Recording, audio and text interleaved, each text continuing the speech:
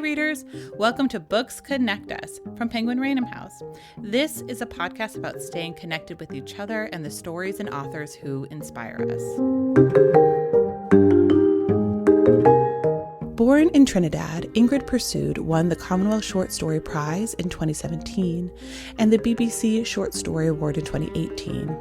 Her new novel, Love After Love, has been praised as a best book of the summer by Time, The Guardian, Goop, and Lithub.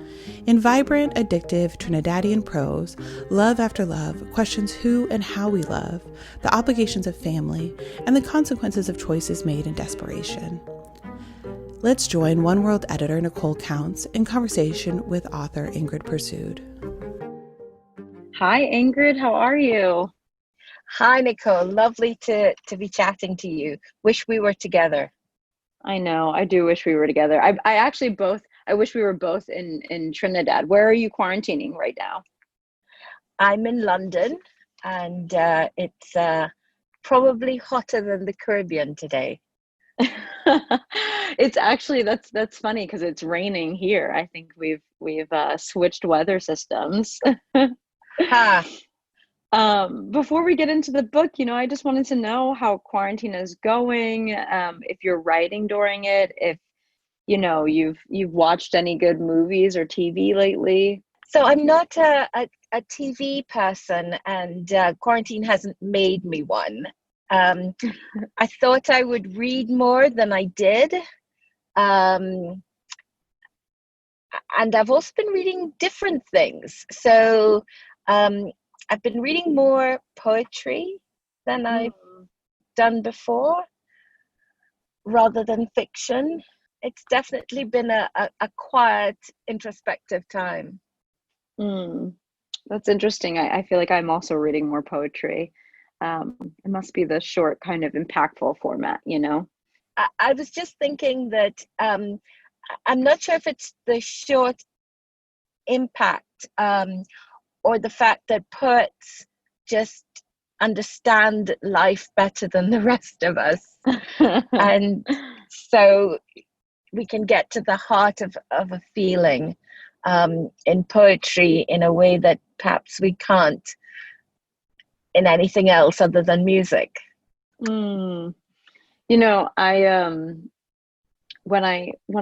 When I first started reading your book, of course, you read the title first, and of course your title stems from Derek Walcott's poem, Love After Love, which I think that poem is probably most famous for its ending line, "Sit, feast on your life."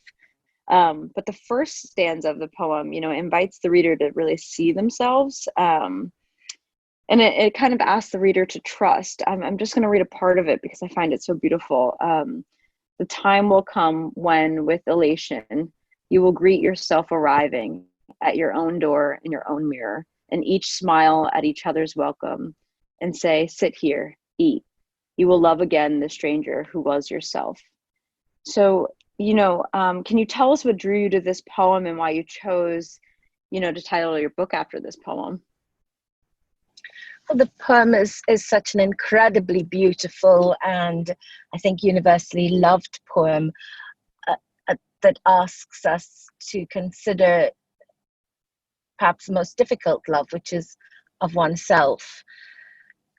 And the journeys that all three protagonists in my book take are ultimately about loving themselves.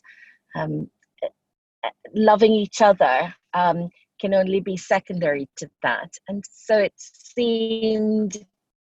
just seemed like the right sort of title. And of course it is done with great deference to Derek Walcott,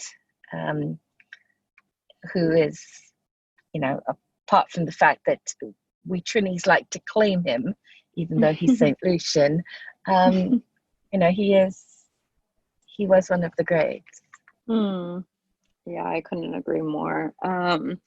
So, all books are born of ourselves. I'm curious, is there anything autobiographical in your work? And, what character do you relate most to?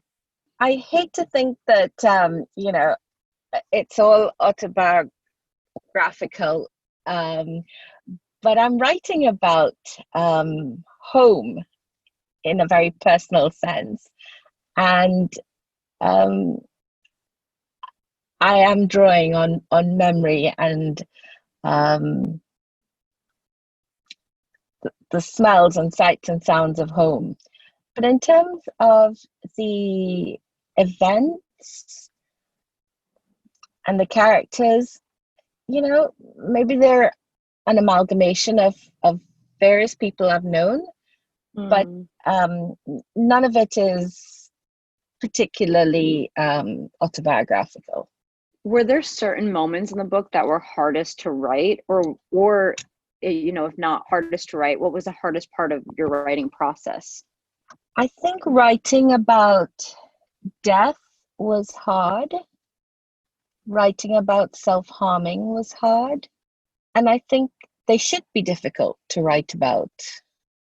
They should cause you to feel stressed and pain. They should cause you the pain that they're causing the character you're writing. But I'll tell you what embarrassed me the most was writing the sex. And that was just horrible. And, you know, when you think that, you know, your mom might read this, it's really horrible. And I remember having a really hard time writing an early scene of failed sex, and without giving too much away in the book, and finding it really, really tough, and being unable to give my friend Luke, who's my first reader, this piece. And he said to me,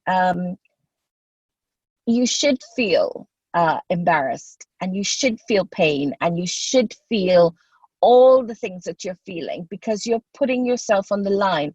And if you're not feeling those things, then you're not digging deep enough. And so I sort of wrote, you know, kind of half covering my face. But it got done in the end. And I think it got done very well in the end. You know, there's a lot of like heart-wrenching scenes in the book, but there's also a lot of humor in the book. You know, there's a lot of points where I was literally laughing out loud. So, you know, how do you use humor in your writing? How has humor influenced your writing?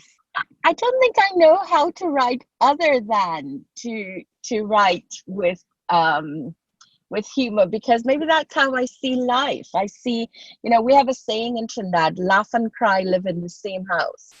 And I definitely feel that, you know, even in one's worst moments, if you can take the ego out of it and look in on yourself, usually something pretty funny is going on.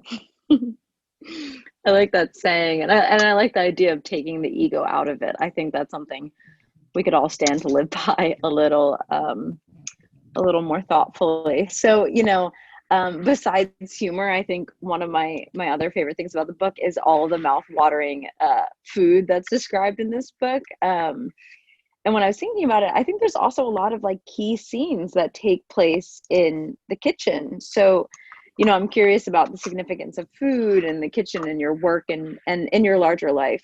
If you're a Trini, food is a key part of one's life. So you know, people invite you over and you say to them, what you're cooking. And what you're cooking is it's not actually a rude thing to ask. It's actually part of the deal. You know, you're not just going to go over to hang out with them. You're going over because they're making roti that day, or they're baking bread.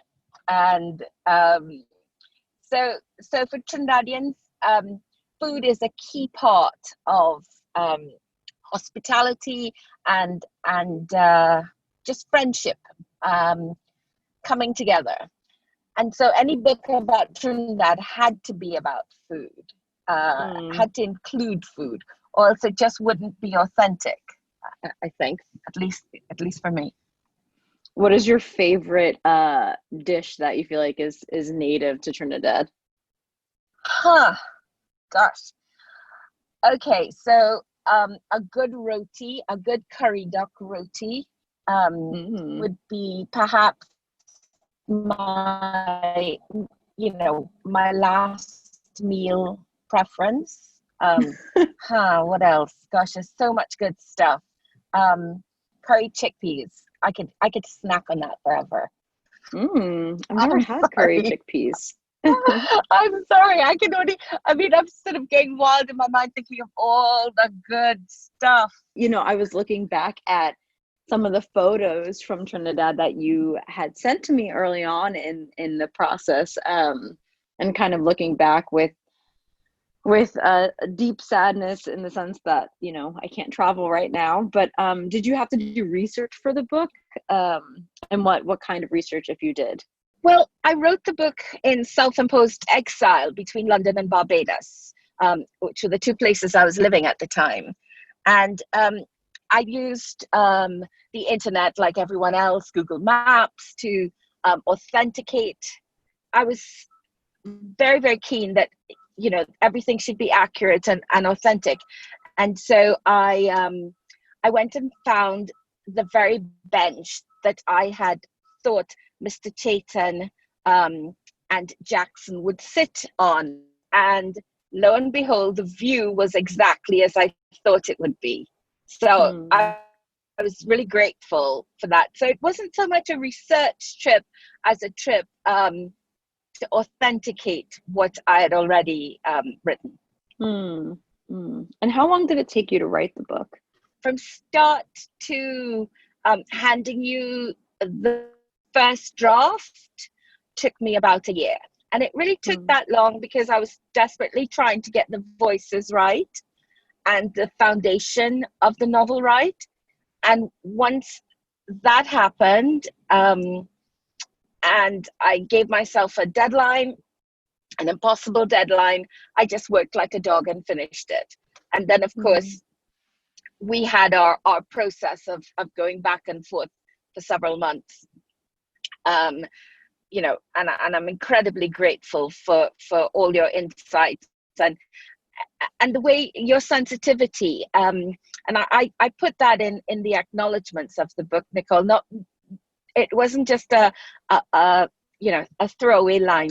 You were very, very sensitive to the characters and to the perception of a reader looking in at these characters. And I'll always be grateful for those small nuance changes that you did, which made the book, I think, so much better.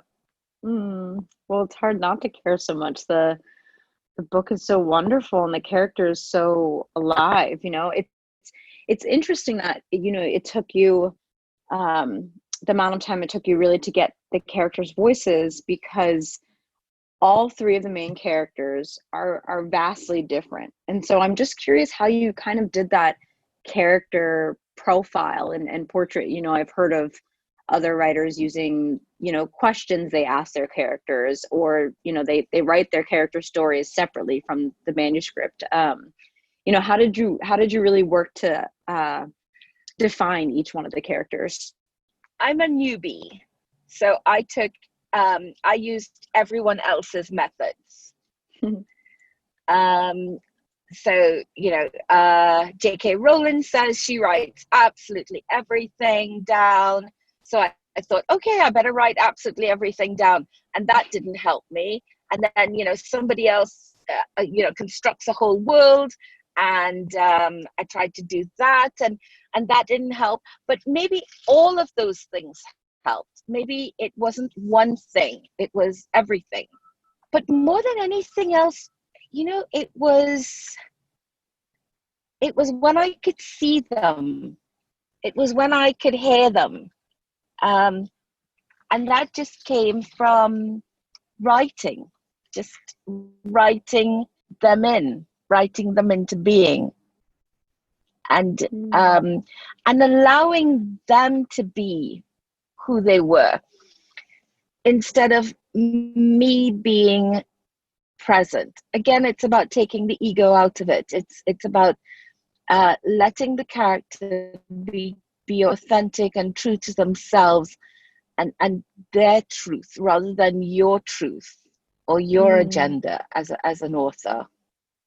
Do you remember a time, maybe specifically, when you kind of had that awakening, like when you were writing and then the character kind of said something and you realized, oh, that surprised me, or this character really is their own person, versus just retellings of your truth?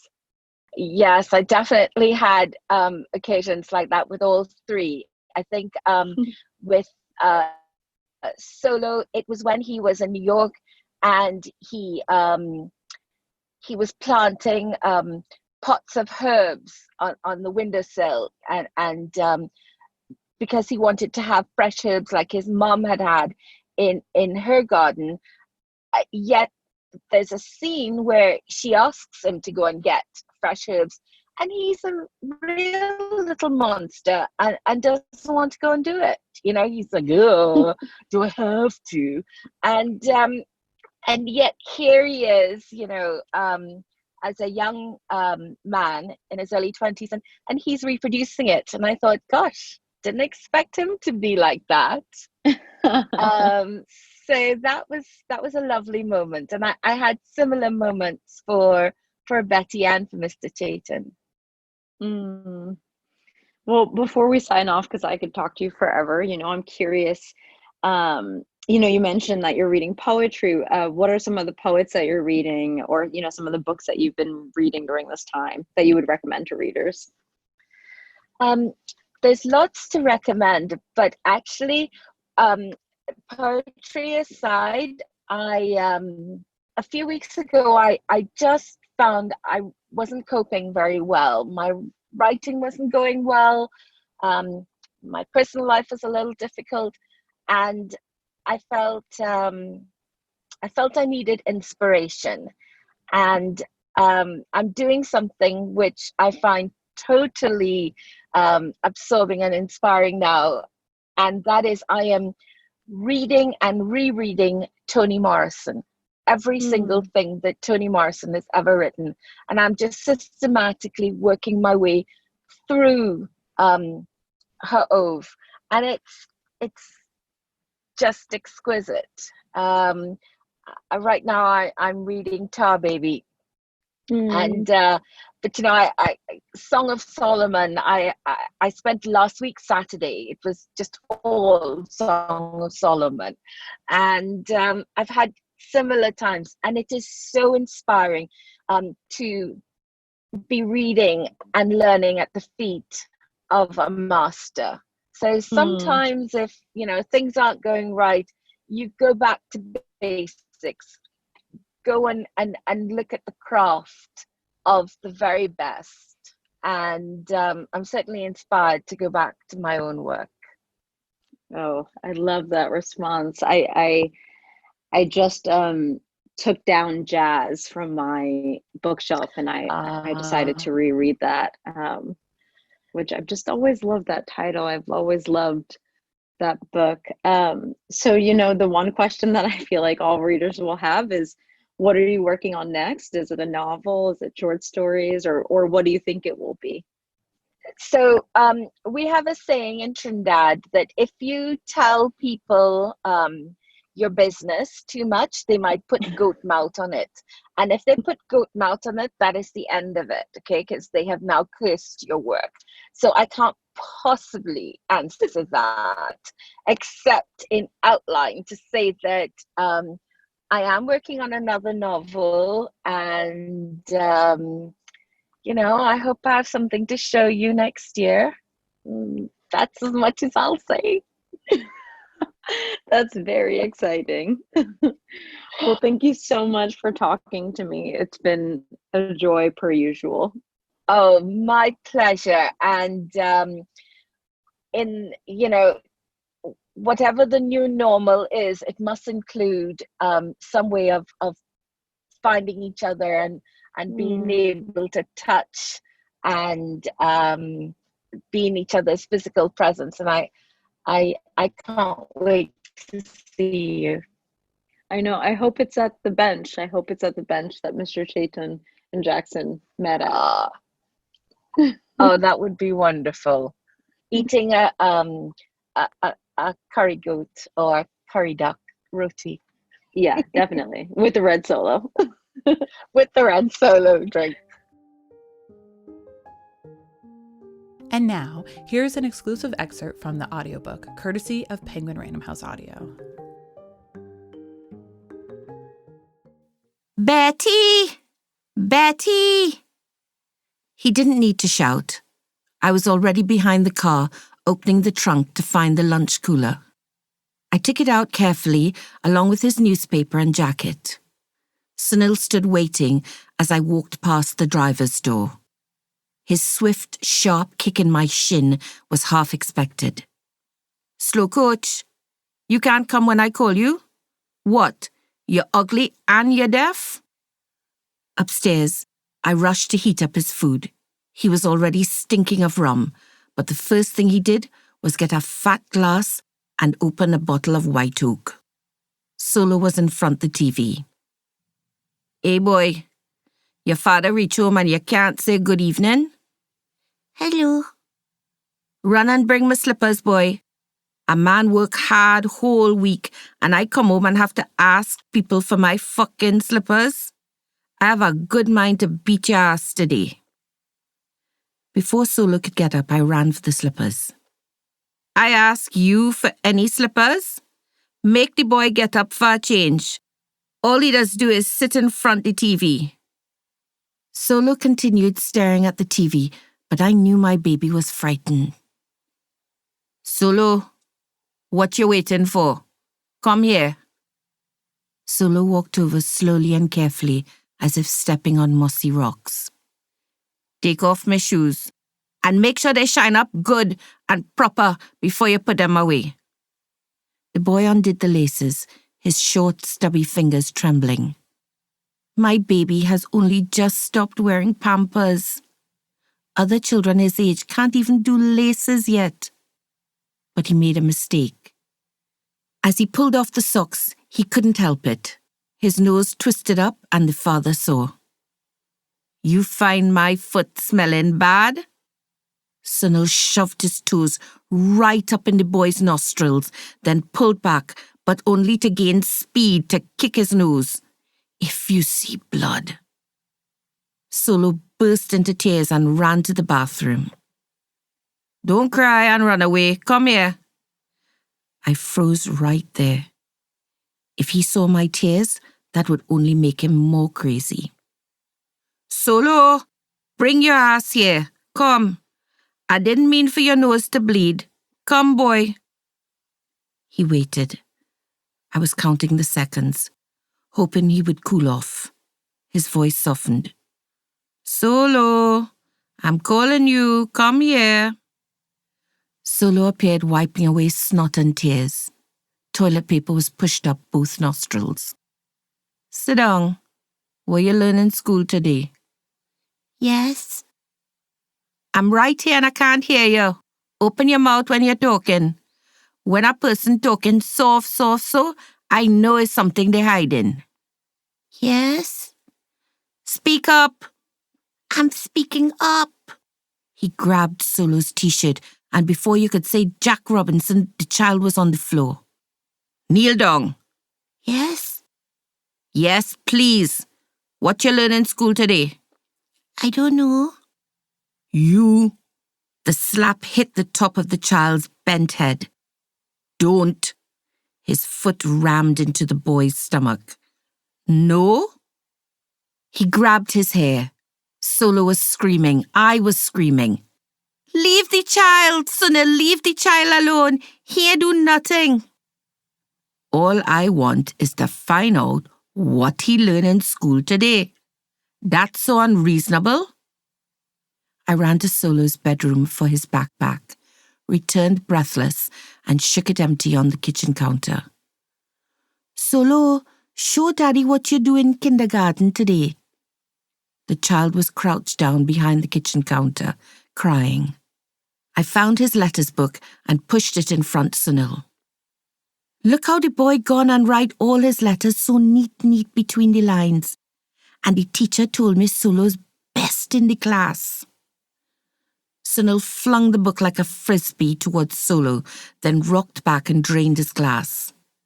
I didn't move a muscle. Where my food? In 2 twos, I dished out the stew chicken, vegetable rice and green salad. Sunil used the fork like it was a shovel.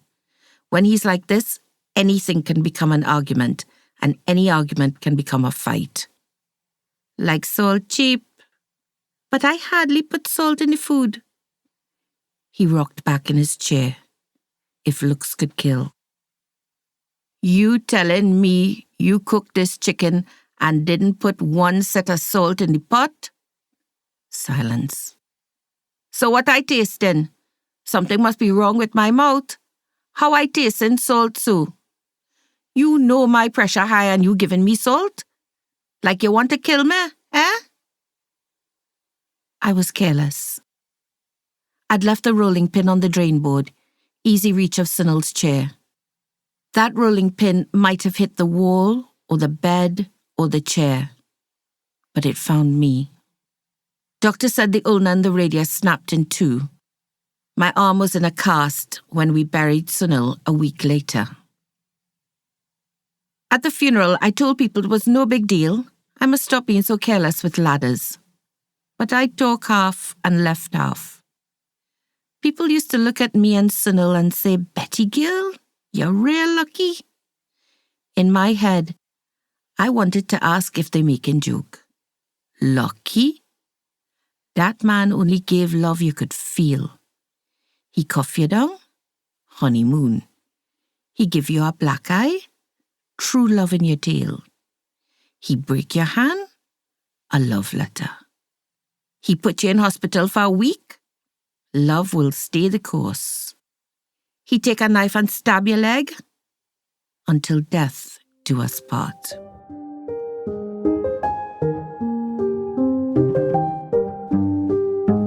Thank you for listening to Books Connect Us.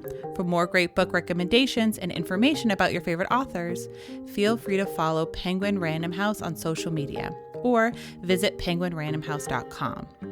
And if you've enjoyed what you've heard, go ahead and leave us a review on Apple Podcasts, as it helps more listeners to find our show. This podcast is produced by Pat Stango and edited by Clayton Gumbert. I've been Erin Leaf, and until next time, this has been Books Connect Us.